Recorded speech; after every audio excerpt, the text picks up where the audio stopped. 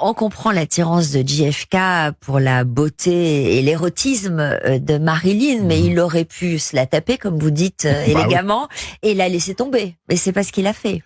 C'était un trophée. Et puis je dois dire que Marilyn a quelque chose de fascinant, quoi. C'est une femme qui est pas stable. C'est une femme avec, on sait jamais ce que le lendemain sera fait, et qui est quand même une beauté incroyable, quoi. Alors, son côté instable, c'est pas ce qui devait lui plaire le plus. Il devait trouver ça inquiétant, quand même. Oui, mais ça fait partie de son charme. Ouais. C'est-à-dire que on est avec elle, on sait, on se plaît, tout ça, et puis est-ce qu'on va la revoir demain, on sait pas.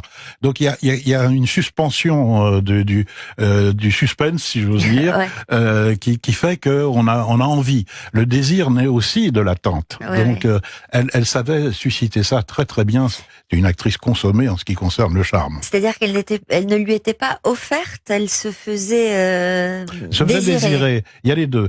Au début de sa carrière, elle était offerte puisque comme on le sait, elle était employée à satisfaire les désirs des joueurs de poker sous les tables, à genoux, Ouais. Ce qui est quand même pas très glorieux.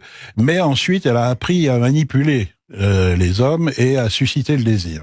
C'est-à-dire qu'elle le disait elle-même, d'ailleurs, à un moment, elle disait, quand je passe dans la rue, personne ne remarque si je ne veux pas être remarqué. En revanche, si je mets le courant électrique, alors là, tout de suite. Donc, elle savait être Marilyn et elle savait ne pas être Marilyn.